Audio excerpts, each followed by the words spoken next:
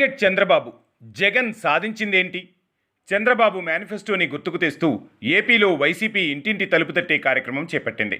అయితే ఇందులో పెద్ద నేతలెవరూ యాక్టివ్గా పాల్గొనడం లేదు. ఇంటింటికి వెళ్లి ప్రజలను కలిసి కూటమి మేనిఫెస్టో సరిగా అమలు కావడం లేదని చెప్పడం జగన్ ఉద్దేశం.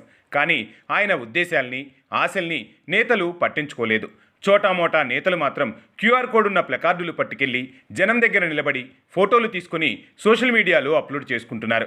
గతంలో వైసీపీ అధికారంలో ఉన్నప్పుడు కూడా గడప గడపకు వైసీపీ అనే తూతూ మంత్ర కార్యక్రమం జరిగింది. ఇప్పుడది దానికంటే ఘోరం. జనాల దగ్గరకు వెళ్ళండి అంటూ అధినాయకుడు చెబుతున్నా నాయకులకు ఆ మాత్రం ఓపిక లేదు. దీంతో ఓ రకంగా జగన్ మోసపోయినట్టయింది. ఆంధ్రప్రదేశ్లో కూటమి సర్కార్ ఏడాది పాలనపై ఎక్కడా అసంతృప్తి కనిపిస్తున్న దాఖలాలు మచ్చుకైనా లేవు. సూపర్ 6లో 1/6 పథకాలు ఇంకా పట్టాలెక్కలేదు. కానీ తల్లికి వందనంతో కుటుంబాలు ఫుల్ ఖుషీగా ఉన్నాయి. ఉచిత గ్యాస్ సిలిండర్ల పథకం పేదలకు లబ్ధి చేకూరుస్తుంది. ఇక పెన్షన్ల గురించైతే చెప్పుకోవాల్సిన పనే లేదు. జగన్ లాగా విడతకు 250 రూపాయలు కాకుండా ఒకేసారి 4,000కు పెన్షన్లు పెంచి ఇస్తున్నారు.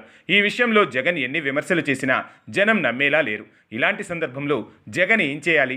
ప్రభుత్వాన్ని టార్గెట్ చేయాలంటే ఎలాంటి వ్యూహం అమలు చేయాలి? ప్రస్తుతానికి వెయిట్ చేయక తప్పదని అంటున్నారు రాజకీయ విశ్లేషకులు. సమయం తమది కానప్పుడు అదును కోసం వేచి చూసి కూటమి ఏదైనా పెద్ద తప్పు చేస్తే అప్పుడు రంగంలోకి దిగాలని చెబుతున్నారు. కానీ జగన్కి అంత ఓపిక లేదని అర్థమవుతోంది. వైసీపీ నేతలు చేజారకుండా ఉండాలంటే హడావిడి చేయాల్సిందేనని ఫిక్స్ అయ్యారట జగన్. అందుకే కూటమి అధికారంలోకి వచ్చిన వెంటనే రెడ్ బుక్ పేరుతో ఢిల్లీలో ధర్నా చేపట్టారు. అది అట్టర్ ఫ్లాప్ అయింది. అది మొదలు ఆయన ఏ కార్యక్రమం చేపట్టినా ఫలితం లేకుండా పోతోంది. దీనికి తాజా నిదర్శనం రీకాలింగ్ చంద్రబాబుస్ మేనిఫెస్టో. అసలు మేనిఫెస్టో గురించి మాట్లాడుకోవాలంటే రీకాలింగ్ జగన్స్ నవరత్నాలు అంటూ మొదలు పెట్టుకోవాలి. అందులో సంపూర్ణ మద్యపాన నిషేధం అనేది అస్సలు అమలు కాలేదు. ఇక ఎన్నికల టైంలో ఇచ్చిన సిపిఎస్ రద్దు వంటి హామీలకు దిక్కే లేదు. మరి ఏడాదిలోనే సూపర్ 6 హామీలన్నీ అమలు చేయాలంటూ జగన్ డిమాండ్ చేస్తే జనం ఎలా రిసీవ్ చేసుకుంటారు? నిన్నటి వరకు తల్లికి వందనం ఏది అని ప్రశ్నించారు.